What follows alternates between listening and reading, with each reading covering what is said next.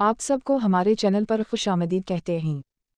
हमारा नावल कैसा लगा इसका इजहार कमेंट सेक्शन में ज़रूर दीजिएगा। और ये एआई जनरेटेड आवाज़ है, कुछ मसाइल की वजह से अपनी आवाज़ नहीं दे सकती, इसलिए अगर किसी को आवाज़ से मसला हो या फिर पसंद ना आए तो मैं माज़रत ख्वाह हूँ। शुक्रिया। इसकी गाड़ी शहर के बहुत बड़े और बहुत खूबसूरत बंगले के बाहर आकर रुक चुकी थी। इसने गाड़ी का शीशा नीचे किया और हाथ से बंगले की तरफ इशारा किया। ये रहा वो घर जहाँ मैं रहता हूँ, तुम्हें बहुत शौक था ना देखने का कि मैं कहाँ रहता हूँ, तो अब हो गया शौक पूरा। अदनान इस घर की तरफ इशारा करते हुए अपने साथ बैठी फ्रंट सीट पर मौजूद निदा से मुखातिब था, और निदा की आंखें तो इतना बड़ा महल देखकर चमक रही थीं। वाओ, ये बहुत खूबसूरत है। इसकी आंखों से तो जैसे जुगनू निकल रहे थे, उसे यकीन नहीं हो रहा था अदनान इतने बड़े महल में रहता होगा। इसे पहले शक था कि अदनान बहुत अमीर है, लेकिन आज यकीन हो चुका था। वो कुछ मिनट इस महल को देखते रहे, फिर अदनान ने गाड़ी सड़क पर आगे बढ़ा दी।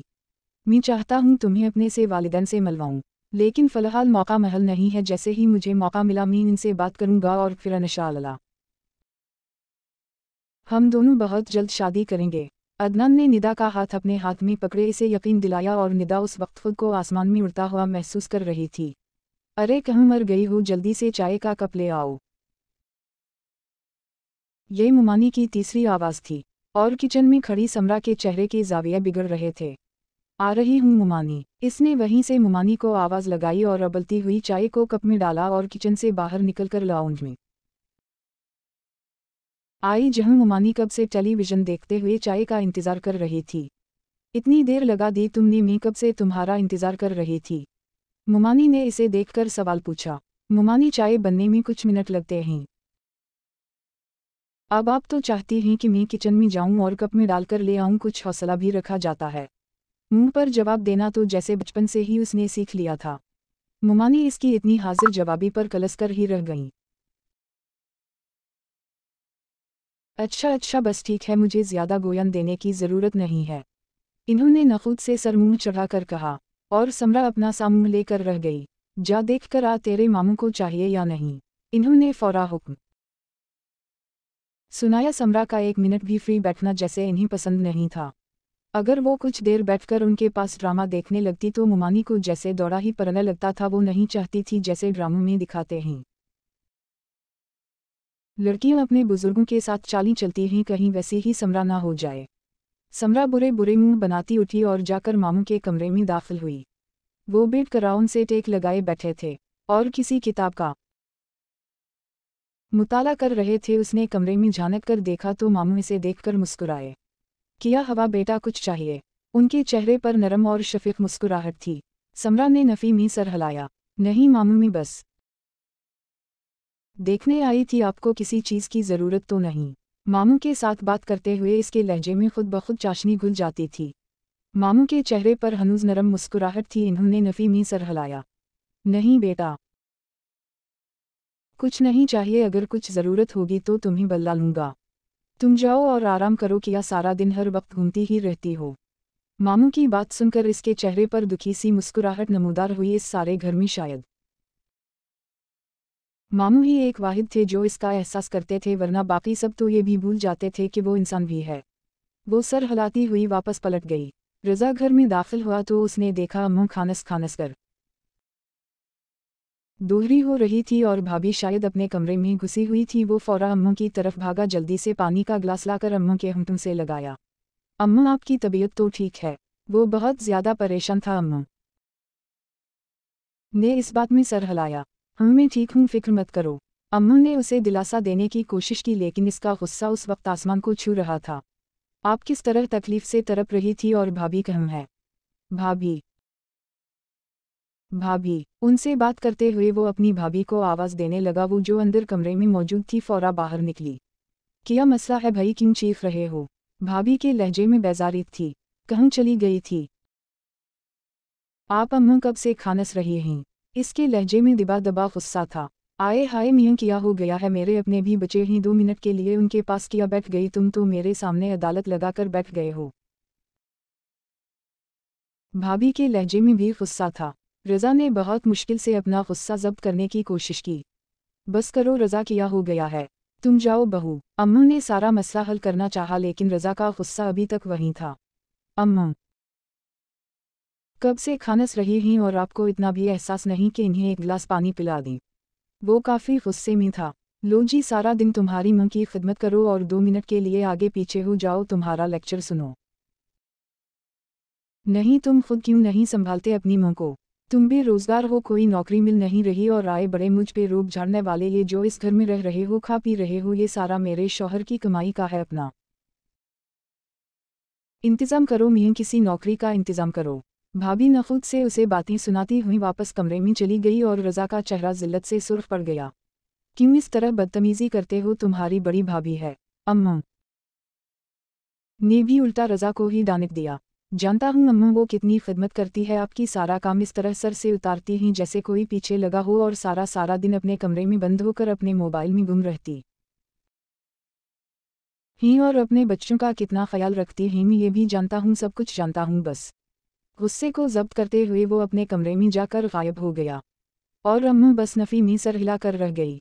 रज़ा का एक ही बड़ा भाई था जो आउट ऑफ कंट्री होता था और इसके 2 बच्चे थे। इसकी भाभी ही सारे घर का काम वगैरह करती थी और अम्मू चंद साल पहले फालिज की वजह से माजूर हो गई थी और अब जल फिर नहीं सकती थी। और इस के बाप का चंद साल पहले इंतकाल हो गया था। रज़ा काफ़ी पढ़ा लिखा था लेकिन उसे नौकरी नहीं मिल रही थी और पिछले कुछ अरसे से वो नौकरी की खातिर जगह जगह धक्के खा रहा था लेकिन कहीं भी काम नहीं बन रहा था और बस इसकी बेरोजगारी का तना तो जैसे इसकी भाभी की ज़बान पर अब आ चुका था। इसने सोच लिया था बहुत जल्द जैसे ही नौकरी मिली अम्मू को लेकर यहाँ से चला जाएगा, कम से कम वो अपनी भाभी के सर पर अपनी मुँह को नहीं छोड़ेगा। वो जो काली फराक पहनकर शहजादीन की तरह किचन में खड़ी खाना बना रही थी, आमिर दरवाजे में खड़ा इसे ही देख रहा था। अपने जिस्म पर किसी की नज़रों की तपिश महसूस करते हुए समरा ने चेहरा मोड़ कर देखा तो पीछे ही आमिर हाथ बांधे मुस्कुरा कर उसे देख रहा था। इसे देखकर समरा के चेहरे पर भी मुस्कुराहट बिखर गई। वो दोबारा खाने की तरफ मुतवज्जह हो गई तो वो भी इसके पास आकर खड़ा हो गया। वाह, आज तो किचन से काफ़ी खुशबू आ रही है, क्या बना रही हो? उसने एक नज़र चूल्हे की तरफ देखा जहाँ वो कुछ पका रही थी। आज मैं कोफ्ता बना रही हूँ, समरा ने मुस्कुराहट के संग बताया। अरे वाह भई वाह, तुम्हारे हाथों की तो हर एक चीज़ ही निराली होती है। आमिर ने कहते साथ बहुत ही बेतकल्फ़ी से उसका हाथ पकड़ लिया और समरा के चेहरे की मुस्कुराहट गायब हुई। उसने नामहसूस अंदाज में अपना हाथ पीछे कर लिया। क्या हवा तुम्हें अच्छा नहीं लगा? इसने समरा के चेहरे पर नापसंदीदगी के तासुरात देखे। बिल्कुल मुझे अच्छा नहीं लगा क्योंकि ये सब मुनासिब नहीं। समरा अपनी हुदूद जानती थी। अरे तो इसमें परेशानी की क्या बात है, मैं बहुत जल्द अब्बा से हमारी शादी की बात करूंगा, फिर तुम्हें मेरी बीवी बनना है। इसके चेहरे पर हनूज मुस्कुराहट थी लेकिन समरा मुस्कुरा भी ना सकी। जब आप शादी की बात करेंगे और मेरी आपसे शादी हो जाएगी तब की तब देखी जाए गी। अच्छे से जानती हूँ मैं, आप शादी की बात करते रहते हैं, बस मुझे लारों में रखा हुआ है। वो रंजीदगी के साथ कहते हुए साथ साथ हंदिया में चम्मच हिला रही थी। फिक्र मत करो, मैं बात करूंगा, बस मेरी कोई नौकरी लग जाए। तुम जानती हो बेरोजगार हूँ और बेरोजगार की शादी हो जाए तो वो अपने खर्च कहाँ से उठाएगा, इसलिए चाहता हूँ नौकरी मिल जाए फिर शादी करूंगा। लेकिन समरा का दिल फिर भी पुरसुकून नहीं होता था। मैं दुआ करूंगी जल्दी से आपकी नौकरी लग जाए ताकि हमारी शादी के कोई बात हो। इसने दुखी सी मसकान के साथ ये सब कहा। उससे पहले वो कोई दूसरी बात करते किचन में दाखिल होती निदा ने ये मंजर बहुत ही छबती निगाहों से देखा। तुम्हें कोई काम नहीं है क्या, ये किया हर वक्त औरतों की तरह किचन में गुस्से रहते हो? इसने बराह रास्त अपने भाई आमिर को मुखातिब किया। आमिर कुछ खजल सा हो गया और फौरा किचन से बाहर निकल गया। निदा ने एक शुला बार नज़र समरा को सरता पैर देखा। वो जो काले रंग की फराक पहन रखी थी वो निदा की ही थी और निदा ने कुछ अरसा पहनकर उसे दे दी थी। लेकिन कमबख्त इसके सरापे पर वो फराक इतनी खूबसूरत लग रही थी कि निदा के अंदर आग का लावा उबलने लगा।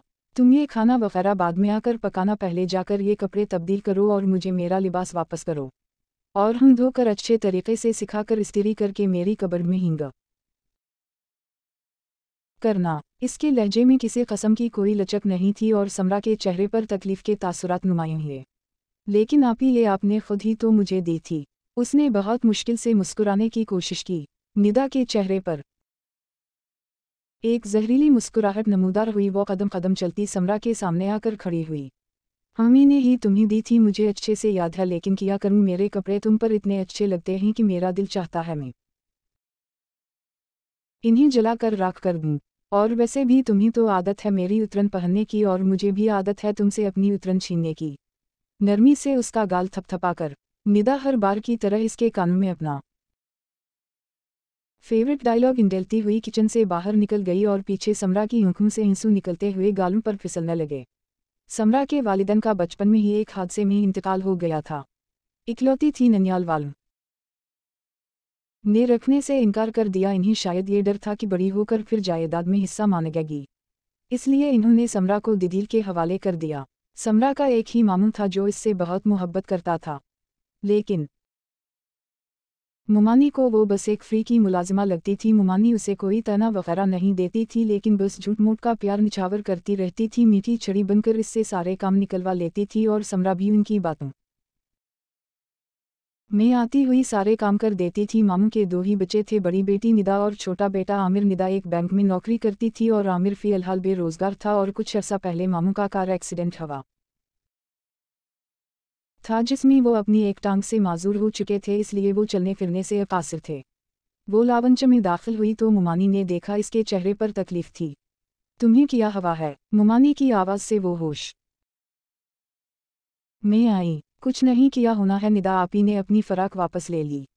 उस वक्त सादा से गुलाबी रंग के शलवार कमीज में थी। आए हाय मेरी बच्ची, तो क्यों फिक्र करती है, मैं तेरे लिए नई फराक बनवा दूंगी तो परेशान क्यों होती है? और समरा की आंखों में कुछ पलों के लिए खुशी चमकी।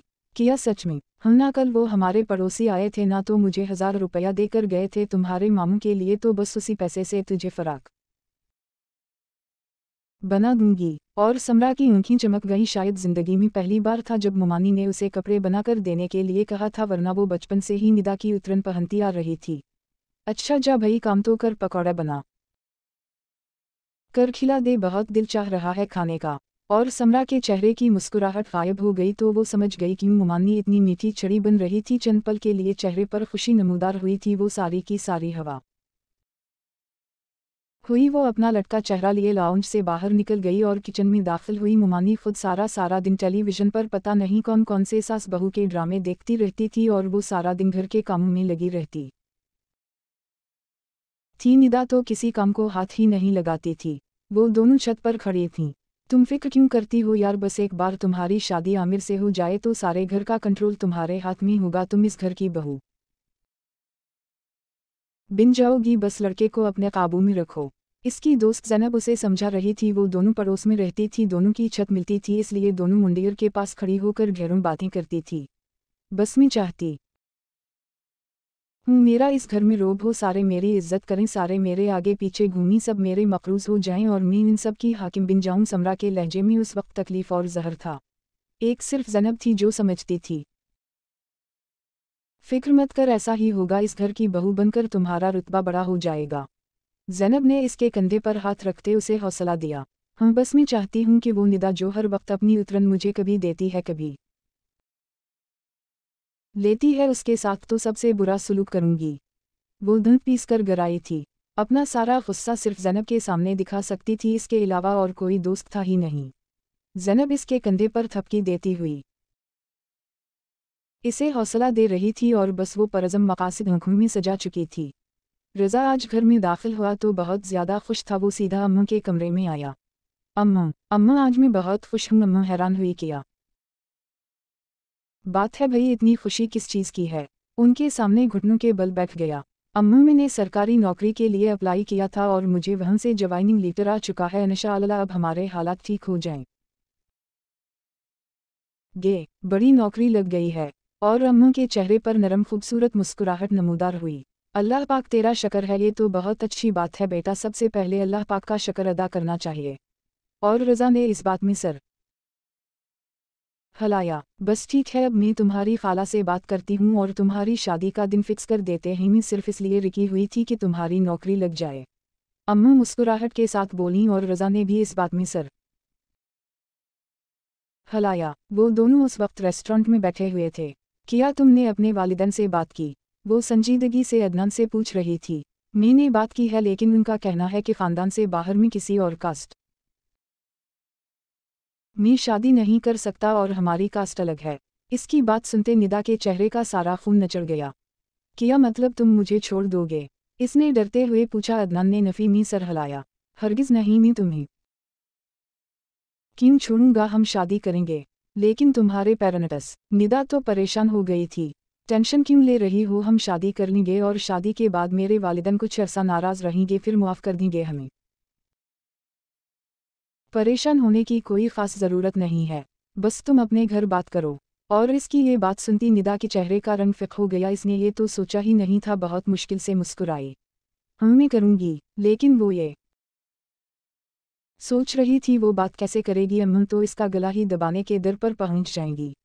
दिल में बहुत सारे अज़्म लिए ही वो घर में दाखिल हुई। लावंच में ही उसने देखा अम्म मुस्कुरा मुस्कुरा कर समरा से कोई बात कर रही थी। मिठाई खाओ, दिल भर कर मिठाई खाओ। इसके हाथ में प्लेट थमाते हुए वो समरा को मिठाई खिला रही थी। निदा हैरान हुई, ये चल किया रहा था। अम्मा की नज़र अचानक निदा की तरफ उठी तो वो खुश हो गई। लो भई, निदा भी आ गई। अरे आओ जल्दी, तुम्हें भी खुशखबरी सुनाती हूँ। निदा को लगा अम्मा का मूड काफ़ी अच्छा है, इसलिए बात करने का बहुत अच्छा मौका है। क्या बात है अम्मा, इतनी खुश किस बात पर रहीं? वो भी मुस्कुराती हुई उनके पास सोफे पर बैठते हुए अपना बैग टेबल पर रख चुकी थी। भई बात ही बहुत ज़्यादा खुशी की है। तुम्हारी खाला का फ़ोन आया था, रज़ा की नौकरी लग चुकी है और बहुत जल्द वो यहाँ रही हैं तुम्हें अपनी बहू बना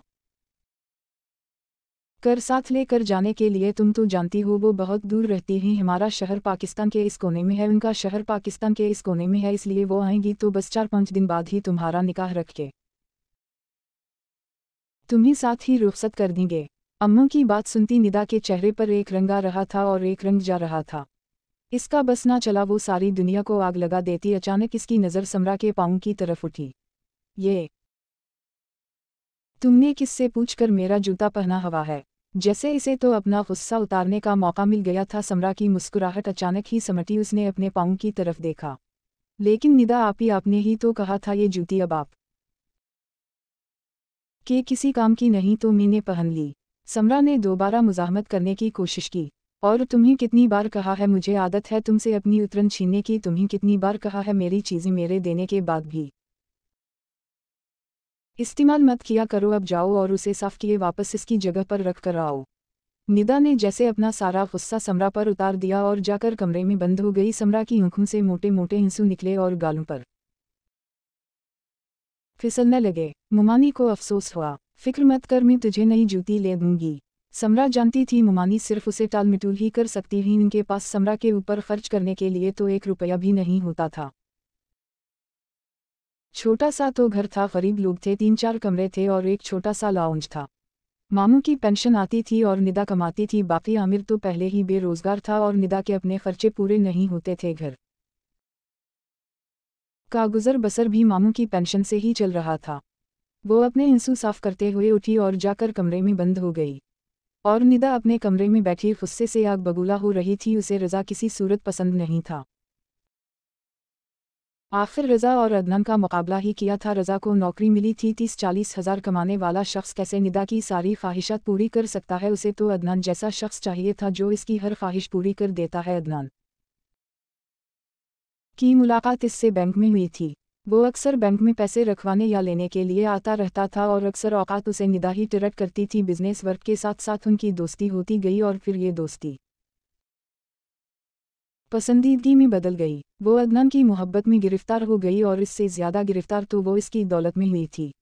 वो चाहती थी कि वो बहुत अमीर शख्स की बीवी बने, इतना अमीर कि उसका हर निखरा पूरा हो जाए।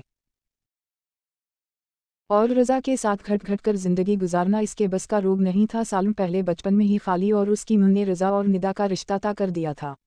लेकिन ये सिर्फ ज़बानी कलामी बात हुई थी, निदा को उम्मीद नहीं थी। वो सालों बाद इस रिश्ते को जामा तकमील तक पहुंचाने के लिए पहुंच जाएंगे। इसका दिल चाह रहा था इस वक्त रज़ा सामने आए और इसका सर फाड़ दे। अम्मू इसके कमरे में चाय का कप लेकर दाखिल हुई। तुम्हें किया हो गया है, जब से आई हो इस वक्त से कमरे से बंद हो। अम्मू इसके पास आकर बैठ गई। अम्मू, मुझे रज़ा से शादी नहीं करनी। इसने फौरा एक ही सांस में सारी बात कह दी और अम्मू को लगा जैसे सुनने में कोई गलती हो गई है। क्या कहा, दोबारा कहना। अम्मू बेहद बदहूस हो गई। मैं कह रही हूँ मुझे रज़ा से शादी नहीं करनी अम्मू। इसने अपनी बात पर जोर दिया और अम्मू के चेहरे पर गुस्से के तासुरात नुमायां हुए। तुम्हारा दिमाग तो नहीं खराब हो गया? ये कैसी बहकी बहकी बातें कर रही हो? तुम्हारा रिश्ता वहाँ पर बचपन से तय है और तुम्हें यही मसला था कि वो नौकरी नहीं करता तो इसकी नौकरी लग चुकी है। इतना अच्छा सरकारी ऑफिसर लग गया है कि तुम्हें खुश रखेगा। मेरी बात का यकीन करो, तुम राज करोगी राज। अम्मू ने उसकी अकल पर मातम करते हुए उसे समझाना चाहा। खुदा का वास्ता अम्मू, इस 40-50 हज़ार कमाने वाले शख्स के साथ में सारी ज़िंदगी नहीं गुजार सकती। वैसे भी मैं एक लड़के को पसंद करती हूँ अम्मू, वो बहुत अमीर है, इसका इतना बड़ा बंगला है, उसके पास 3-3 गाड़ियाँ हैं। अम्मू, सिर्फ एक बार मेरी बात मान लो, हम सब ऐश करेंगे। अम्मू, तुम भी ऐश करोगी। इसने अपनी माँ के दोनों हाथ पकड़ लिए और इन्हें मनाने की कोशिश करने लगी। अम्मू ने इसके दोनों हाथों से अपने हाथ फौरा आज़ाद करवाए। तुम्हारा दिमाग ख़राब हो गया है निदा, खबरदार अगर तुमने ऐसा कुछ भी सोचने की कोशिश की, तुम्हारी शादी वहीं होगी जहाँ मैं और तुम्हारा बाप तय करेंगे और ये फैसला सालों पहले हो चुका था। खबरदार अगर तुमने अपने इस दिमाग में कोई खुराफात बढ़ने की कोशिश की तो बहुत बुरा पेश आऊंगी। एक बात याद रखना, तुम्हारे बाप की इज्जत तुम्हारे सर पर है और आज वो ऑफिसर बना है, कल को इसका ओहदा बढ़ जाएगा। वो आहिस्ता आहिस्ता ज़्यादा कमाने लगेगा, तुम्हें खुश रखेगा। तुम्हें यकीन क्यों नहीं आता? अम्मू ने दोबारा उसे प्यार से समझाना चाहा, लेकिन निदा कुछ सुनने के मूड में नहीं थी। बस अम्मू, बहुत हो चुका, मैं कह चुकी हूँ मैं रज़ा से शादी नहीं करूँगी तो मतलब नहीं करूँगी। आपको जो करना है कर लें। वो बदलहाजी से बोलती हुई वाशरूम में जाकर बंद हो गई। अम्मू ने अपना सर पकड़ लिया, लेकिन वो जानती थी ये सिर्फ आर्जी तौर पर है। निदा रज़ा को देखकर मान जाएगी। उसने सालों पहले रज़ा को देखा था और अब रज़ा काफ़ी हैंडसम हो गया था, लेकिन वो कहीं जानती थी कि निदा के दिमाग में तो कुछ और ही चल रहा है। इसने फौरा अदनान को फ़ोन किए बताया। क्या कह रही हो? मैं सच कह रही हूँ अम्मू ने कह दिया है, मेरी शादी हर हाल में रज़ा से करवा कर रहेगी और मुझे कम से कम इससे शादी बिल्कुल नहीं करनी। देखा था मैंने 5 साल पहले, ना इसमें कोई शक्ल है ना कोई टैलेंट है। वो कमरे में चक्कर काटते हुए अदनान को अपनी परेशानी बता रही थी। अब मैं क्या करूँ, मुझे समझ नहीं आ रही, तुम ही कुछ बताओ। निदा ने झिझलाकर अदनान से पूछा। अदनान कुछ मिनट पहले सोचता रहा। मेरे दिमाग में एक आइडिया है। और निदा जो चक्कर काट रही थी इसके बढ़ते कदम रुक गए। कैसा आइडिया? वो हैरान हुई थी। बस जैसा मैं कहता हूँ वैसा करती जाओ, फिलहाल तुम्हें नॉर्मल रहना है, किसी को भी ये नहीं कहना कि तुम शादी नहीं कर रही। अब उसे सारी बात समझा रहा था और निदा के चेहरे पर मुस्कुराहट बिखर रही थी। 2 हफ्ते बाद ही खाला, रज़ा और उनकी सारी फैमिली कराची से लाहौर आ चुके थे। सारे खुश गप्पीब में मसरूफ़ थे। तो ठीक है भाई, 4 दिन बाद हम निकाह का दिन रखते हैं और निकाह से 2 दिन बाद रुखसत हो जाएंगी। क्यों भाई? ठीक है। निदा की मां ने सारी ख़वातीन को मुखातिब किया। निदा के बाप ने भी इस बात में सर हिलाया। किसी को कोई एतराज़ तो नहीं है? इन्होंने एक नज़र रज़ा को देखा। रज़ा के चेहरे पर हल्की सी मुस्कुराहट थी। उसने नफ़ी में सर हिलाया। इस तरह निकाह की तारीख तय हो गई। इसकी आंखें निदा का ढूंढने के लिए बेचैन थीं, लेकिन निदा कहीं नज़र नहीं आ रही थी। वो तो अपने कमरे में घुसी हुई उस वक्त मातम मीना रही थी। वो जब से आया था उसने एक मिनट के लिए भी निदा को नहीं देखा था। बस हर तरफ सारे घर में समरा ही काम करते हुए घूम रही थी। खाला, आपके लिए चाय बना कर लाऊं? रज़ा जो गेस्ट रूम से बाहर निकल रहा था, इसने समरा की आवाज़ सुनी जो रज़ा की मुंह से मुखातिब थी। ना चाहते हुए भी रज़ा के चेहरे पर मुस्कुराहट बिखर गई। वो जब से आया था उसने गौर किया था समरा उसकी मुंह का बहुत ज़्यादा ख्याल रख रही थी, क्योंकि आमिर और निदा इसे खाला कहते थे, इसलिए वो भी इन्हें खाला ही कहती थी। और मामू की हालत भी ऐसी ही थी, इसलिए समरा को उनसे दिली हमदर्दी थी। वो जानती थी कि वो चल नहीं सकती, इसलिए समरा उनका ख़ासतौर पर ख्याल रख रही थी। सारे घर में निकाह की तैयारियां ज़ोर व शोर से जारी थी और निदा 4 दिन से अपने कमरे में बंद थी। कल सुबह निकाह होना था। और समरा भी बहुत खुश थी, कम से कम इस निदा नाम की बल्ला से तो जान छूट जाएगी, इसके बाद वो सुकून से आमिर से शादी किए इस घर में राज करेगी। राज इसके ख्वाब बहुत ज्यादा ऊंचे थे। समरा ये सुनो ज़रा, निदा को ये देकर आओ और उसे कहना सुबह को यही सीट पहने। मुमानी ने समरा की तरफ ज्यूलरी का सीट बढ़ाया। समरा ने सर हिलाते हुए पकड़ा और सीढ़ियां चढ़ती हुई निदा के कमरे की तरफ बढ़ी। उसने हाथ बढ़ाते हुए कमरा खोला। आज कमरे में कुछ ज्यादा ही खामोशी थी, बहुत ज्यादा सन्नाटा था। उसने बेयकीनी से बेड की तरफ देखा। आधी रात हो चुकी थी, रात के 10 बज गए थे और बेड पर एक शिकन तक नहीं थी कि अब वो बेड पर बैठी भी नहीं थी सारा दिन, क्योंकि वो ये बात बहुत अच्छे से जानती थी कि निदा अपने कमरे की चादर तक भी सीधी नहीं करती, वो भी समरा को ही करनी पड़ती थी। सारा कमरा खाली था। उसने वॉशरूम भी चेक कर लिया, निदा कहीं नहीं थी। इसने सोचा अलमारी में सीट रख देगी। उसने जैसे ही अलमारी खोली, इसकी आंखें चंदी गईं, होश उड़ गए। अलमारी सारी खाली थी, सारे नए कपड़े, जूते, सब कुछ गायब था। समरा ने बेहद बेयकीनी से जेवर वाले लॉकर को खोला, वो भी खाली था और इसके सर पर आसमान बहुत जोरों से फटा। वो सीट वहीं रखती हुई फौरा कमरे से बाहर भागी थी। मुमानी, मुमानी, इसकी खौफजदा आवाज पर मुमानी ने पलटकर उसे देखा। क्या हवा, तुम क्यों इतनी कांप रही हो? सब मेहमानों ने हैरत से समरा को देखा। वो उनके पास आई। वो मुझे आपको कुछ दिखाना है, प्लीज जल्दी चलें। वो बेहद घबराई हुई थी। क्या हवा है, ऐसे क्यों कांप रही हो? मुमानी का दिल दहल उठा। वो निदा आपी। इसने आहिस्ता से मुमानी के कान में सरगोशी की और मुमानी का दिल जैसे दहल उठा। वो फौरा इसके साथ कमरे की तरफ भागी थी। इसका कमरा सारा खाली था, लॉकर खाली, कपड़े, जूते, सब कुछ गायब था। इन्होंने सारे कमरे में निगाह दौड़ाई तो इन्हीं बेड साइड टेबल पर एक कागज पड़ा मिला। इन्होंने वो कागज उठाया। क्या लिखा है? समरा की तरफ बढ़ाते मुमानी ने पूछा। समरा ने कांपते हाथों से वो कागज पकड़ लिया। अम्मू, मैंने बहुत समझाने की कोशिश की थी कि मैं इस रज़ा से शादी नहीं करूंगी, लेकिन आपने मेरी बात सुनने की एक बार भी कोशिश नहीं की। उस जिंदगी में कम से कम मैं इस रज़ा शादी नहीं करूंगी।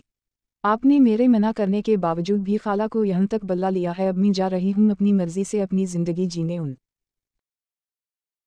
सबको मना कर दीजिएगा और स्पेशल इस रज़ा को बता दीजिएगा कि मुझे इसमें रत्ती बराबर भी दिलचस्पी नहीं है और मैं कभी उसकी तरफ पलटकर नहीं देखूंगी। ये सारा खत वो पढ़ रही थी और दरवाजे में खड़ा रज़ा साकत रह गया। उसे लगा जैसे किसी ने इसके मुंह पर तमाचा खींचकर मार दिया है। मुमानी की नज़र अचानक दरवाजे की तरफ उठी और दरवाजे के ऐन दरमियान में रज़ा को देखकर इन्हें लगा जैसे किसी ने उनकी रूह जिस्म से जुदा कर दी है। रज़ा, मुमानी की आवाज़ पर समरा ने हैरत से पलटकर पीछे देखा तो बेयकीन सा रज़ा खड़ा था। क्या ये सब कुछ सच है? इसने संजीदगी से पूछा। मुमानी ने नजरें झुका दी और रज़ा को लगा जैसे किसी ने इस के चेहरे पर खोलता हवा तेजाब फेंक दिया है। वो तो बचपन से ही निदा को पसंद करता आया था, किया वो इससे इतनी नफरत करती थी। इससे पहले वो नीचे की जानिब जाता, मुमानी ने इसका हाथ पकड़ लिया। बेटा, किसी को ये बात मत बताना, हमारे खानदान की इज्जत का सवाल है। और रज़ा ने बेहद हैरत और बेयकीनी से उनके चेहरे को देखा। हम आपस में बैठकर ये बात करेंगे, लेकिन मेहमानों के सामने नहीं। मुमानी ने इसके सामने हाथ ही जोड़ दिए और समरा ने भी हैरानी से मुमानी को देखा। रज़ा कम से कम अपने सामने अपनी खाला को हाथ जोड़ता हुआ नहीं देख सकता था। उसने फौरा उनका हाथ पकड़ लिया और बिना कुछ कहे वो बाहर निकल गया। मामू, मुमानी, रज़ा और खाला ना जाने सारे कमरे में बैठ के क्या बातें कर रहे थे और बाहर समरा और आमिर दोनों बेचैन थे। मेहमानों को कुछ भी नहीं बताया गया था, बस घर के अफराद को पता था कि निदा भाग चुकी है। वो दोनों बेचैनी से बाहर चक्कर काट रहे थे, ना जाने वो अंदर कौन सी बहस कर रहे थे। बालाखर उनकी महफिल बर्खास्त हुई, वो सारे बाहर निकल आए। मुमानी के चेहरे पर काफ़ी संजीदगी छाई हुई थी और ये संजीदगी समरा को ना जाने क्यों किसी अनहोनी का पता दे रही थी। वो सीधे समरा के पास आई। इधर आओ मेरे पास, मामू ने उसे मुखातिब किया। वो खामोशी से मामू के पास गई और उनके पास दौजानू बैठ गई। मामू ने बेइख्तियार अपने दोनों हाथ इसके सामने जोड़ दिए और समरा को लगा जैसे कोई इसका कलीजा चीर रहा है। उसने 1 मिनट से पहले मामू के दोनों हाथ पकड़ लिए। ये आप क्या कर रहे हैं मामू? इसकी आंखों में नमी इकट्ठी हुई। बेटा, अब मेरी इज्जत सिर्फ तुम ही रख सकती हो। मेरी अपनी औलाद ने तो मुझे कहीं का नहीं छोड़ा। आज से मेरी सिर्फ एक ही बेटी है, वो मर गई मेरे लिए। तुम रज़ा से निकाह कर लो। मामू की बात सुनते समरा के चेहरे पर एक रंग आ रहा था, एक रंग जा रहा था। इसकी नज़र बेसाख्ता रज़ा की तरफ उठी जो ज़मीन पर ना जाने क्या तलाश कर रहा था और इसके कान में निदा का जुमला गौनजा। तुम जानती हो मेरी आदत है तुम्हें अपनी उतरन देने की और फिर तुमसे अपनी उतरन छीन लेने की भी। तो किया सारी जिंदगी इसकी किस्मत में निदा की उतरन ही आएगी। पहले इसके कपड़े और जूते पहनती थी और इसका छोड़ा हुआ मर्द। किसी ने समरा के कलीजे के आर पार कोई तीर मारा था। इस ने नफ़ी में सर हिलाने की कोशिश की लेकिन फिर मामू के जुड़े हाथ देखकर वो बेबस हो गई। मुमानी ने भी इसके सामने अपने हाथ जोड़ दिए।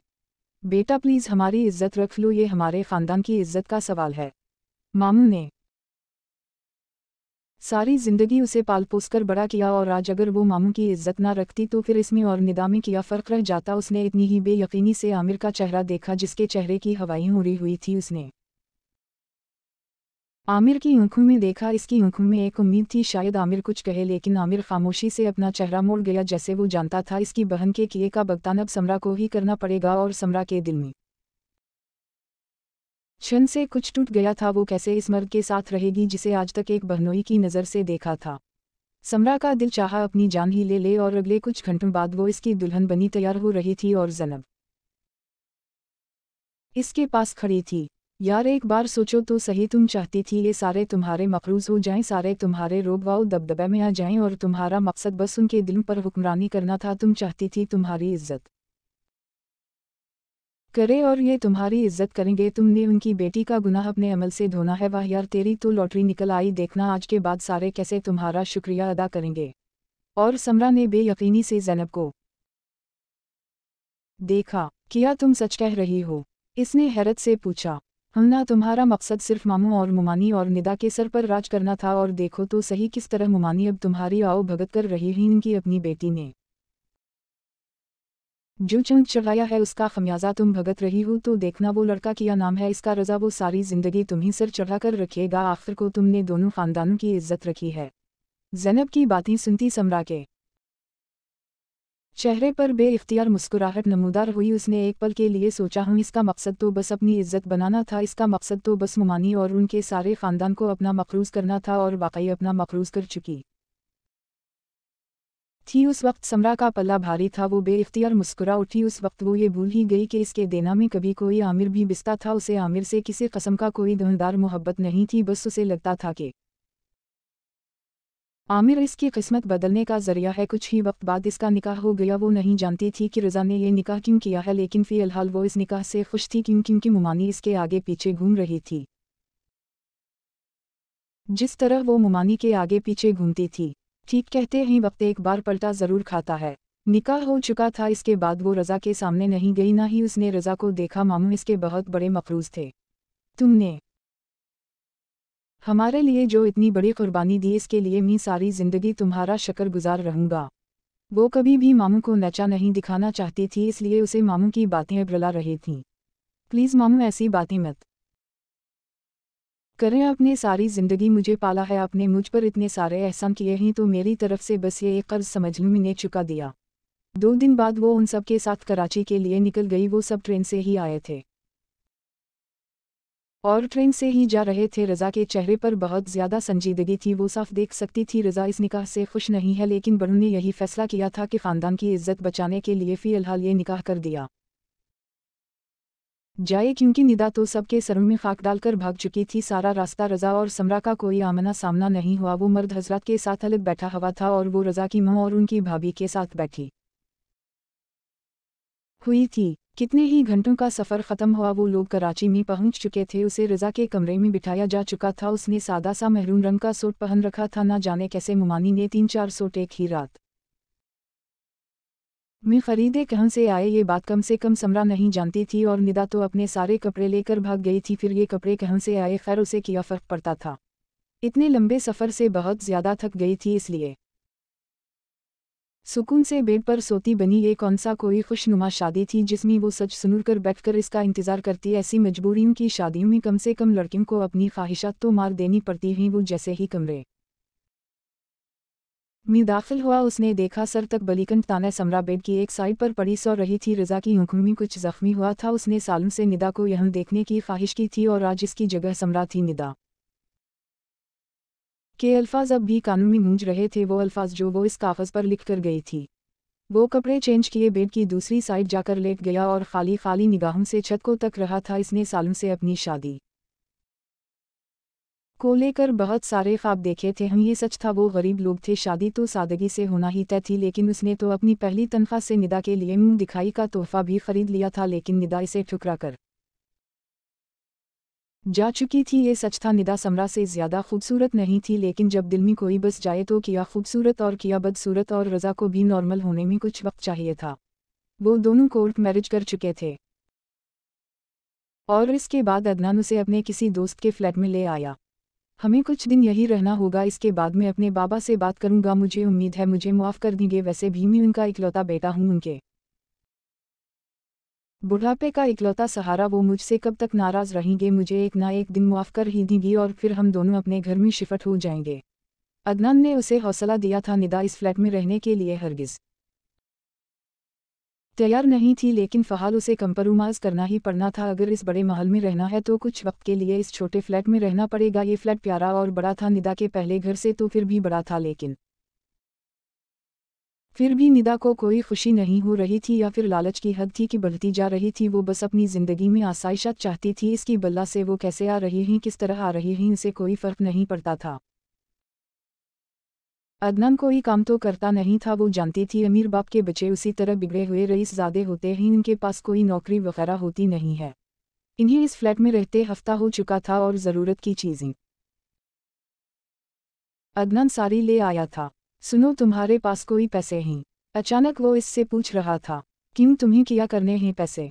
निदा हैरान हुई। क्या मतलब क्या करने हैं? कहीं घूमने फिरने चलते हैं? इस तरह शादी के बाद किया बोर होने के लिए बैठे रहना है? अदनान की बात पर एक पल के लिए निदा हैरान रह गई। और तुम्हें लगता है कि हमारे पास इतना पैसा है कि हम जाकर घूम फिर सकें? कोई बात नहीं, तुम मुझे फ़िलहाल दे दो, मैं तुम्हें वापस कर दूंगा। और वैसे भी जब मेरे मामा बाबा मुझसे राज़ी हो जाएंगे तो उनसे ले लेंगे, इतना बड़ा कोई मसला नहीं है। निदा के पास बैंक अकाउंट में 50,000 पड़ा हुआ था। इसने कुछ रकम अदनान को दे दी। फ़िलहाल वो दोनों उसी रकम पर गुजारा कर सकते थे। अदनान के पास भी कुछ ही पैसे थे। वो दोनों तो नारदन एरियाज़ घूमने के लिए निकल गए। समरा को इस घर में आए 7 दिन हो चुके थे और इस 7 दिनों में इसका ज़्यादा वक्त खाला के साथ ही गुजरता था। रज़ा इससे बहुत कम मुखातिब होता था, बल्कि ये कहा जाए कि मुखातिब होता ही नहीं तो ज़्यादा अच्छा होगा। सुबह 6 बजे वो निकल जाता और फिर शाम को 7 बजे तक आता था। भाभी तो जैसे समरा के आने के बाद बहुत पुरसुकून हो गई थी। सारे काम इसके सर पर लगाकर भाभी अपने बच्चों और अपने मोबाइल में गुम हो चुकी थी। समरा ने माथे पर एक शिकन भी डाले बना सारे घर की जिम्मेदारी उठा ली। लेकिन उसे रज़ा का लहजा बहुत ज़्यादा तकलीफ़ दे रहा था। नहीं किया वो इतनी अज़म थी कि इस तरह गनूर किया जाता। एक तो उसने रज़ा की इज्जत रखते हुए निकाह कर लिया और अब वही उसे अकड़ दिखा रहा था। पूरा हफ्ता हो चुका था और हफ्ते का गुस्सा था जो इसके अंदर भरा हुआ था। नहीं लगता है मुझे बस अपनी मां की खदमतें करवाने के लिए ही लाया है। शाम के 7 बज चुके थे। खाला खाना खाकर अपने कमरे में आराम की गर्ज से जा चुकी थी और वो सहन में चक्कर काटते हुए रज़ा का इंतज़ार कर रही थी। रात गहरी हो रही थी, इसलिए वो कमरे में चली गई। वो जैसे ही कमरे में दाखिल हुआ, समरा को कमरे में चक्कर काटते देखकर हैरान हुआ। वो उसे इस तरह घूर रही थी जैसे कच्चा चबा जाएगी। रज़ा ने आंखों ही आंखों से पूछा कि क्या मसला है। वो एक ही जसद में इस तक पहुंची। नहीं, मुझे बता ही दो, मैं तुम्हारी नौकर हूँ। किया इस घर में मुझे मुलाजिमा बना कर लाए हो? वो तो जैसे फट ही पड़ी थी और रज़ा ने हैरत से इस लड़की को देखा, कितनी मुंह फट थी। तुम्हें तमीज़ नहीं है बात करने की? वाह जी वाह, किया ही बात कह दी। मेरे शौहर साहब 1 हफ्ते बाद मुझसे पहला फ़िक्रा ये बोल रहे हैं कि मुझे बात करने की तमीज़ नहीं है। पिछले 1 हफ्ते से मैं यहाँ किसी मुलाजिमा की तरह रह रही हूँ। या तो तुम्हारी भाभी सारे घर के काम मेरे सर पर सवार किए अपने कमर में बंद हो जाती है, या तुम्हारी माँ की खिदमत करती हूँ। बता ही दो, मैं इस घर में क्यों आई हूँ? समरा आज सारे लिहाज भूलकर चीखी थी। आज ही मोहल्ले की कुछ औरतें आई थी और इससे पूछ रही थी तुम्हें मुंह दिखाई में क्या मिला, और उनके सामने समरा इतनी शर्मिंदा हुई कि बता नहीं सकती थी। रज़ा के चेहरे की तासुरात सख्त हुए। कसम से बहुत ही बदतमीज़ हो। इसकी ये बात सुनती समरा 2 पल की हैरत के बाद खिलखिलाकर हंस पड़ी और रज़ा ने हैरत से उसे हंसते हुए देखा। शक्र करो, तुम्हारे मिथे में लगी हूँ, वरना निदा आपी तो मुझसे ज़्यादा बदतमीज़ हैं। और निदा के जिक्र पर रज़ा के चेहरे पर सुर्खी छाई। उसे यकीना गुस्सा आया था। आइंदा इसका जिक्र मैं तुम्हारे मुंह से ना सुनूं। सख्ती से उसने उंगली उठाए समरा को तंबी किया और समरा को तो जैसे इसकी धमकी से फ़र्क ही नहीं पड़ा। अच्छा, मैं इसका जिक्र ना करूं और तुम खुद उसे अपने दिल में बसा कर बैठे हो, इसकी वजह से मेरे साथ ऐसा सुलूक कर रहे हो। अगर मुझसे निकाह करना मजबूरी थी तो करते ही मत, क्यों मेरी ज़िंदगी तबाह कर दी। मैं जानती हूँ तुम्हारे दिल में आज भी वो निदा बैठी हुई है, इसलिए तुम मेरी तरफ एक नज़र देखना भी गवारा नहीं करते। ना जाने क्यों बात करते साथ समरा की आंखों से आंसू छलक पड़े। अब जो भी था, जैसा भी था, इसका शौहर था और इसका ये रवैया समरा को बहुत तकलीफ दे रहा था। इसकी आंखों में आंसू देखकर रज़ा जो कुछ गुस्सा करने लगा था, एकदम से खामोश हो गया और बना कुछ कहे जाकर सोफे पर बैठ गया और वो अपनी शूज़ उतार रहा था। 2 पल तक समरा अपना लहजा काबू करती रही, फिर दोबारा इसके सर पर जाकर खड़ी हुई। आज सारे मोहल्ले की औरतें आई हुई थीं और कह रही थीं कि हम तो नई नवीली दुल्हन को देखने आए थे, और ज़रा ये बताओ तुम्हारे मियाँ ने मुँह दिखाई में किया दिया है। और मैं किया बताती, इन्हीं मेरे मियाँ ने मुँह दिखाई में मुझे एक टिका नहीं दिया, उसने तो मेरा मुंह ही नहीं देखा। वो दोबारा इसके सर पर खड़ी होकर गुस्से से बोल रही थी और रज़ा एक ही झटके से खड़ा हुआ और दूसरे ही पल इसका मुंह दबोचा। बस बहुत बकवास कर ली तुमने, अब अगर तुम्हारी आवाज़ आई तो तुम्हारा मुंह तोड़ दूंगा। वो इतनी सख्ती से धाड़ा कि कमरे के दरवाज़े दीवार हिलकर रह गए और एक पल के लिए समरा की ज़बान तालू से चपक गई। गुस्से से समरा को बेड पर धक्का देते हुए कमरे से ही बाहर निकल गया। गलती दोनों की थी, वो भी थका आया था और समरा ने भी गुस्से से बात करनी शुरू कर दी। और रज़ा को भी ख्याल रखना चाहिए था, निदा की वजह से वो समरा को तकलीफ दे रहा है। इस दिन के बाद से समरा ने रज़ा से कोई बात नहीं की। वो इससे नाराज़ थी। नो लिफ्ट साइन का बोर्ड लगा रखा था। शादी के 15 दिन बाद ही रज़ा को कंपनी की तरफ से घर मिल चुका था और वो बहुत ज़्यादा खुश था। अम्मू, मैं बहुत खुश हूँ, मुझे अपना घर मिल रहा है, वो मेरा घर मुझे दे रहे हैं, सारी ज़िंदगी इसमें रहेंगे, हमें वहाँ हर कस्म की आसाइश मिलेगी। वो अपनी मुंह के सामने दौजानू बैठा अपनी खुशी का इजहार कर रहा था और अम्मा बस मुस्कुरा रही थी। हम कल ही वहाँ शिफ्ट हो रहे हैं, अपनी बहू से कह दी सारा सामान पैक कर ले। वो पास ही दूसरे सोफे पर बैठी हुई थी। अम्मा के चेहरे पर मुस्कुराहट बिखर गई। तुम खुद ही कह लो। इसने आंखों ही आंखों से कहा कि मैं नहीं कह सकता, मुझसे नाराज़ है। वो बिना कुछ कहे कमरे से बाहर निकल गई। अगर नाराज़ है तो जाओ मनाओ, तुम्हारी गलती है। और वो हैरान हुआ। अम्मा, आप ये कह रही हैं मेरी गलती है? अम्मू ने इस बात में सर हिलाया। देखो निदा भागी, इसमें इसका कोई कसूर नहीं था। अगर वो यहाँ तक आई है तो सिर्फ अपने मामू की इज्जत रखने के लिए, और हमें चाहिए हम उसे समझे, ना कि उस वक्त अपनी मर्जी मुसल्लित करें। और वाकई सारे मोहल्ले वाले इससे पूछ रहे थे कि उसे मुंह दिखाई में किया मिला है, और वो उनके सामने शर्मिंदा होकर रह गई थी। जानते हो मोहल्ले वाले कितनी बातें करके गए हैं और किस कदर मुश्किल से समरा ने इन्हीं फीस किया है। तुम्हें क्या पता एक औरत को कितना कुछ फीस करना पड़ता है। अम्मू की बात सुनते हुए रज़ा के चेहरे पर शर्मिंदगी के तासुरात नुमायां हुए थे। वो फौरा घर से बाहर निकल गया। वो सोच चुका था इसे क्या करना है। वो तोहफा जो वो निदा के लिए लाया था वो मार्केट जाकर उसने बेच दिया, और इसमें मज़ीद पैसे डालकर वो बहुत खूबसूरत और बहुत प्यारा वाइट गोल्ड का एक छोटा सा नफीस पेंडेंट वो समरा के लिए ले आया, जिस पर आर और एस लिखा हुआ था। बहुत प्यारा, दिल की शक्ल था। वो कमरे में दाखिल हुआ तो वो बेड क्राउन से टेक लगाए बैठी थी और दीवार पर लगे टेलीविज़न के चैनल बदल रही थी। वो जानता था कि वो सब कुछ बस वक्त गुजारी के लिए कर रही है, वरना टेलीविज़न में कुछ ऐसा खास नहीं था जिसे वो बैठकर देखती।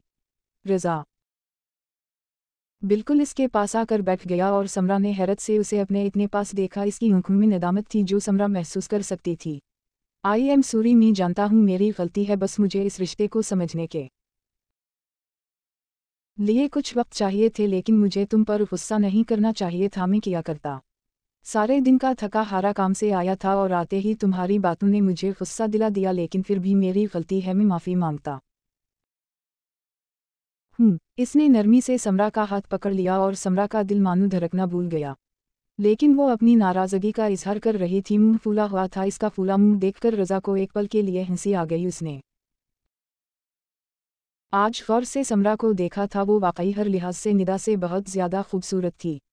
रज़ा ने कभी उसे इस नज़र से देखा नहीं था, इसलिए कभी गौर ही नहीं किया, लेकिन उसे लग रहा था जैसे वो सोने की तलाश में गया था और इसे हीरा मिल गया। देखो, मैं तुम्हारे लिए तुम्हारी मुंह दिखाई भी लाया हूँ, क्योंकि मैंने आज ही तुम्हारा चेहरा पहली बार देखा है। वो वाकई संजीदा था। समरा बहुत ज़्यादा एक्साइटेड थी, ज़िंदगी में पहली बार कोई इस के लिए तोहफा लाया था, वरना मामू के घर तो सारी ज़िंदगी निदा की उतरन पहनते पहनते इसकी एड़ियाँ घुस गई।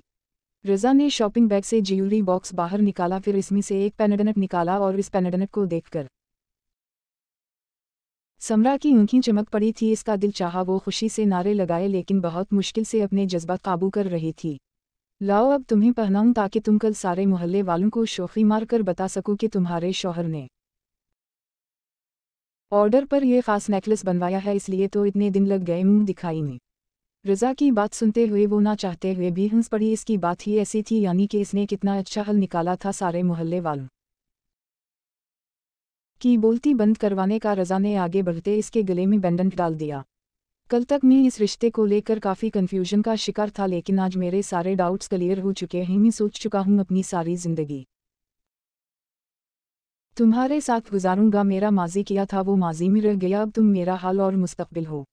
उसके बेहद नज़दीक बैठा था, इतना कि समरा का दिल धड़कना रुक गया। वाकई निदा पागल थी, जिसने इतना खूबसूरत और इतना अच्छा शख्स ठुकरा दिया। रज़ा ने इसके माथे पर लब रखे और समरा ने खौफ से आंखें मैच लीं। साइड लैंप ऑफ करते हुए इसके बेहद नज़दीक हुआ। जिंदगी में पहली बार समरा मोहब्बत के जज्बे से रोशनास हुई थी। उसे आज लग रहा था जिंदगी में पहली बार निदा ने इसके लिए कोई नेकी कर दी है। अगर वो उस शख्स को ना छोड़ती तो कैसे वो अपना नसीब इतना अच्छा देख पाती। वो दोनों 1 महीने से इस फ्लैट में रह रहे थे और पिछले 1 महीने से अदनान इसके साथ टाल मिटूल कर रहा था, और अब तो उन दोनों के झगड़े भी होने शुरू हो गए थे। वो एक ही बात कहती थी कि जाकर अपने वालिदैन से बात करो, मैं इस छोटे फ्लाइट में नहीं रह सकती। लेकिन अदनान इस कि किसी बात पर गुस्सा नहीं करता था, बस पुरसुकून होकर यही कहता था मैं जाऊंगा, बात करूंगा। लेकिन अब सारे पैसे भी ख़त्म हो चुके थे। खाना वो दोनों बाहर से ले आते थे, क्योंकि निदा को इस घर का काम करने का कोई शौक नहीं था। वैसे भी वो घर के काम नहीं करती थी। इसके सब्र का पैमाना लबरेज हो रहा था। सारा दिन अदनान अपने दोस्तों के साथ आवारा गर्दी करता रहता था, और वो बैंक में जाकर नौकरी करती थी। किया उसने इतने अमीर शख्स से शादी वो 2 टके की नौकरी करने के लिए की थी। आज इसके गुस्से का पारा बहुत हाई था। अदनान के घर से निकल जाने के बाद उसने सोचा कि वो खुद जाकर अदनान के वालिदैन से बात करेगी, इसलिए वो इस बड़े सारे बंगले में आ गई। उसने गेट पर ही बता दिया कि उसे अदनान के वालिदैन से मिलना है, इसलिए उसे अंदर आने की इजाज़त मिल गई। वो गार्डन में ही खड़ी थी जब मुलाजिमा आई। मुझे इस घर की मालिकन से मिलना है, मैं उनकी बहू हूँ, असना इतनी संजीदगी से कहा कि मुलाजिमा ने बेहद बेयकीनी से सरता पैर उसे देखा। कुछ ही देर गुजरी जब एक अमीर औरत काफ़ी महंगे कपड़े पहनकर आती दिखाई दी। कौन हो तुम? मैं अदनान की बीवी हूँ और उसके वालिदैन से मिलना चाहती हूँ। उनकी बात सुनकर इस औरत के चेहरे पर अजब सी कैफियत नमूदार हुई। यहाँ तो कोई अदनान नहीं रहता। उनकी ये बात सुनकर निदा के चेहरे का खून नचड़ गया। कैसी बातें कर रही हैं अदनान? यहीं रहता है, उसने मुझे खुद दिखाया था ये घर। वो औरत सोचने लगी, फिर अचानक उनके दिमाग में कुछ याद आया। हम एक अदनान यहाँ रहता तो है, रुको मैं तुम्हें इसके वालिदैन से मिलाती हूँ। कुछ मिनट गुजरे जब एक बूढ़ी मुलाजिमा और एक मुलाजिम गार्डन में आते दिखाई दिए। रहीम, ये लड़की कह रही है तुम्हारे अदनान की बीवी है। और निदा उनकी बात सुनती जलजलों की जद में थी। जी मालिकन, हम जानते हैं अदनान ने अपनी मर्जी से किसी लड़की से शादी कर ली है, लेकिन ये लड़की हमारी कास्ट की नहीं थी, इसलिए हमने मना कर दिया था। अदनान का बाप आजजी से इस मालिकन को बता रहा था, और निदा को लगा जैसे इसके सर से ट्रेन धड़ाधड़ गुजर रही है। ये आप क्या कह रहे हैं? अदनान ने तो कहा था वो इस घर का बेटा है। उसने अपने पीछे बंगले की तरफ इशारा किया। देखो बेटा, तुम्हें ज़रूर गलत फहमी हो गई है। अदनान हमारा बेटा है, इस बंगले के मालिक ये लोग हैं। इनका बेटा यहाँ नहीं होता, वो तो बाहर रहता है। इस औरत ने भी इस बात में सर हिलाया। इस बार अदनान की मां ने उसे वजाहत की, और निदा को लगा जैसे किसी ने इसके चेहरे पर खोलता हवा तेजाब डाल दिया है। अदनान वहाँ का मालिक नहीं था। अदनान वहाँ काम करने वाले मुलाजिमीन का बेटा था। निदा को लगा जैसे इसकी उम्र भर की रियाजत ज़ाया हो गई। वो शिकस्ता कदमों से वापस पलट गई। उसे अदनान से इतने बड़े धोखे की उम्मीद नहीं थी। इसे बहुत बड़ा धोखा दिया गया था। जब अदनान घर पहुंचा तो उसने देखा निदा बेचैनी से लाउंज में चक्कर काट रही थी। अदनान को देखकर वो एक ही झटके में इस तक पहुंची और एक थप्पड़ खींचकर उसने अदनान के चेहरे पर देर मारा। तुम्हारी हिम्मत कैसे हुई मुझे धोखा देने की? तुम तो कहते थे मैं इस घर में रहता हूँ, ये मेरा घर है, मैं बहुत अमीर हूँ। तुम तो वहाँ काम करने वाले सर्वनट क्वार्टर मेरे 2 मुलाजिमीन के बेटे थे। निदा इसका कॉलर पकड़े चीखी थी। अदनान के चेहरे पर एक शिकन तक नहीं आई। वो बहुत पुरसुकून था। रलीकस किया हो गया है। मैंने एक बार भी ये नहीं कहा था कि मैं इस घर का बेटा हूँ। मैंने कहा था मैं यहाँ रहता हूँ। तुमने वो खुद ही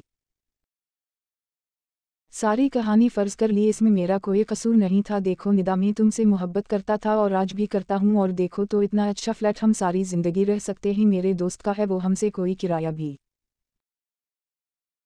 नहीं ले रहा और हम दोनों नौकरी भी कर लेंगे। वो निदा को बहला रहा था लेकिन यकीन उठ चुका था। अदनान सरता पैर झूठ था। हरगिज नहीं, मैं 1 मिनट से पहले यहाँ से जाऊंगी। तुम्हारे साथ 1 मिनट नहीं रह सकती। मुझे तुमसे तलाक चाहिए। इसका गिरेबान छोड़े चीखी थी। अच्छा, कहाँ जाओगी तुम? घर से भागकर यहाँ तक आई हो, कोई जगह ठिकाना है तुम्हारे पास? अदनान की बात पर एक लम्हे के लिए निदा को चुप लग गई। वो मेरे माँ बाप ही मुझे हर हाल में वापस अपना लेंगे, लेकिन मैं यहाँ नहीं रहूंगी। अदनान ने उसे रोकने की कोई कोशिश नहीं की। ठीक है, तुम वहाँ चली जाओ, उनसे मिलकर वापस आ जाना। तुम्हारे लिए मेरे दिल के रास्ते हमेशा खुले हैं। वो काफ़ी कोल पर्सन था। उसने निदा का थप्पड़ मारना भी मोहब्बत से कबूल कर लिया।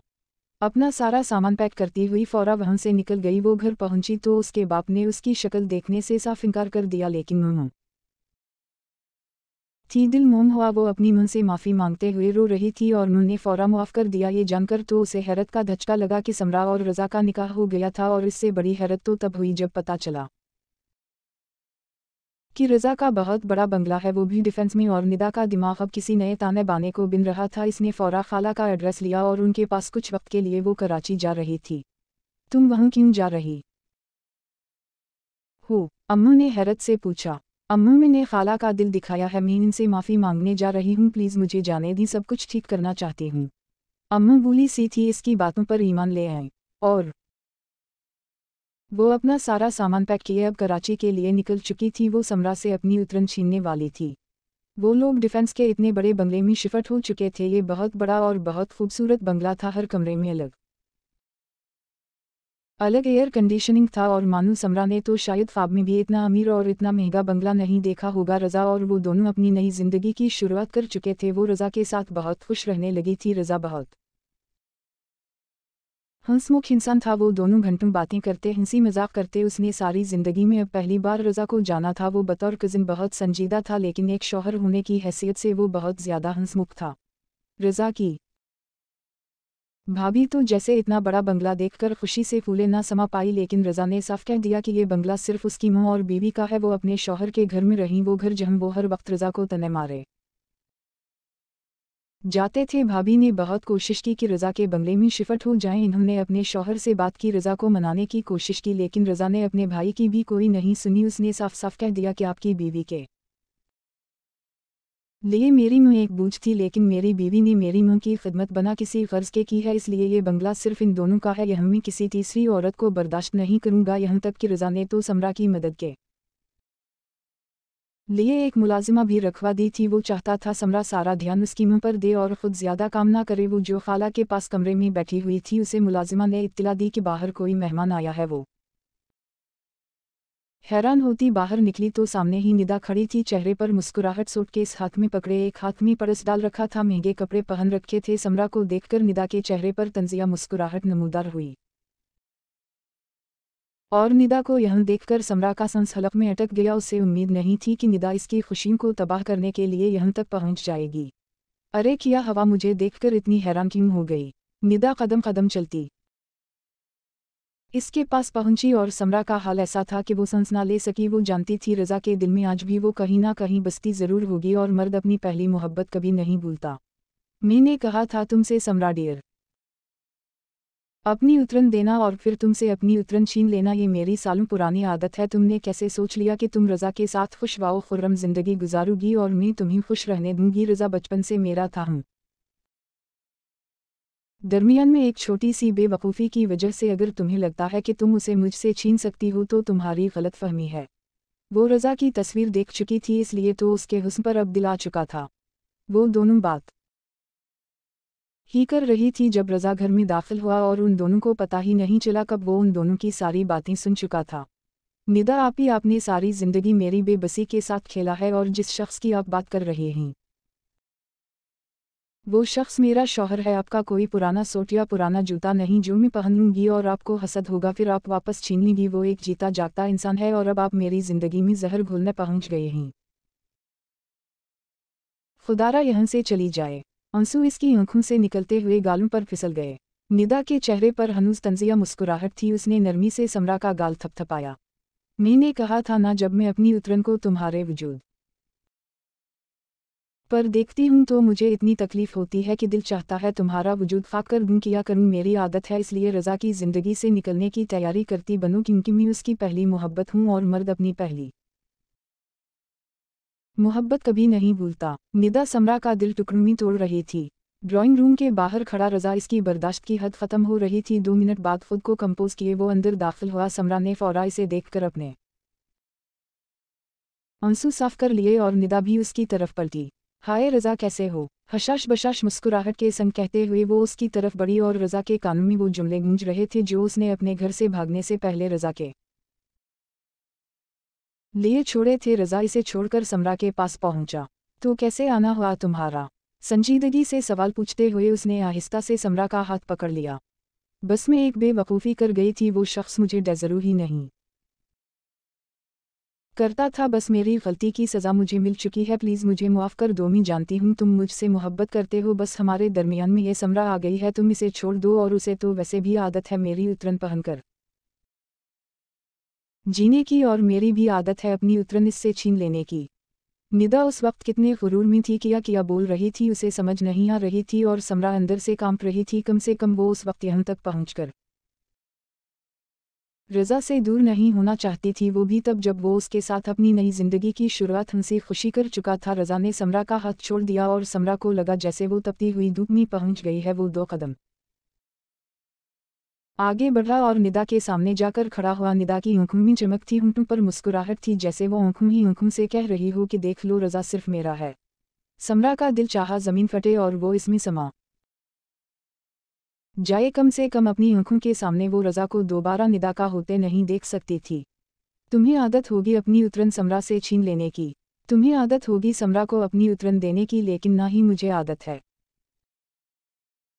किसी की उतरन लेने की ना ही देने की। मैं किसी दूसरे मर्द की उतरन को कभी अपना नहीं सकता। इसके अल्फाज थे कि खोलता हुआ तेज़ाब जो निदा के चेहरे पर पड़ा वो उसे बता चुका था कि इसकी औकात क्या थी। वो दूसरे मर्द की होकर इसके पास आई थी और रज़ा कभी भी उसे कबूल ना करता। एक असली मर्द कभी भी इस औरत को कबूल नहीं कर सकता जो इसे छोड़कर किसी दूसरे मर्द की हो जाए फिर इस मर्द को छोड़कर दोबारा इसके पास आए। कम से कम इस ज़िंदगी में तो मैं किसी दूसरे मर्द की उतरन को कबूल नहीं करूँगा। मैं जानता हूँ समरा ने सारी ज़िंदगी तुम्हारी उतरन पहनी है लेकिन वो किसी मर्द की उतरन नहीं है। मैं बहुत खुश हूँ कि समरा मेरी बीवी है। कम से कम उसे अपने ख़ानदान की इज्जत का पास तो है। बेहतर होगा तुम यहाँ से वापस पलट जाओ। तुम्हारे लिए ना तो मेरे घर में कोई है ना ही मेरी ज़िंदगी में। इसने दोबारा समरा का हाथ पकड़ते हुए दूसरे हाथ से दरवाजे की तरफ इशारा किया और निदा फटी फटी आंखों के साथ उसे देख रही थी। तुम्हारे लिए इस घर में एक रात रुकने के लिए भी जगह नहीं है अभी और उस वक्त निकल जाओ वरना मुझे मजबूरा धक्के मारकर निकालना पड़ेगा। रज़ा के लहजे में कोई लचक नहीं थी और समरा की अटकी सांसें बहाल हो चुकी थी। निदा मुंह की खा चुकी थी इसलिए वापस पलट गई। उसने सोचा नहीं था कि रज़ा इसके साथ ऐसा करेगा लेकिन वो अपने किए का ही भुगत रही थी। उसके जाने के बाद रज़ा समरा की तरफ मुतवज्जह हुआ। किया हवा तुम क्यों रो रही हो? इसने हैरत से पूछा। समरा ने अपनी भीगी आंखें उठाकर उसे देखा। वो मुझे लगा शायद आप इससे ज़्यादा वो फ़िक्रा अदा नहीं कर पाई। रज़ा ने यकीनी से उसे देखा। और तुम्हें क्या लगा कि मैं इसके आने के बाद तुम्हें छोड़ दूंगा? इसके लहजे में बेयकीनी थी और रज़ा के चेहरे पर दिखे तासुरात नुमायां हुए। अफसोस तुम 1 माह में मुझे सिर्फ इतना ही जान सकी। इसके लहजे में दिख और तकलीफ थी और समरा शर्मिंदगी से सर झुका गई। मैंने कहा था वो मेरा माजी है और तुम मेरा हाल और मुस्तकबिल हो पागल लड़की। आखिरी बात कुछ खफगी से कहते हुए उसने समरा को अपने सीने से लगा लिया और समरा को सुकून का एहसास नसीब हुआ। इसके बालों में उंगलियां फहराते हुए इसके माथे पर लब रख चुका था। फिक्र मत करो, अब मैं सिर्फ तुम्हारा हूँ। और समरा के अनग अनग में सुकून उतर गया। सुकून की लहर थी जो सारे जिस्म में उतर गई थी। बेशक इंसान जो बोता है वही काटता है। ख़त्म शद।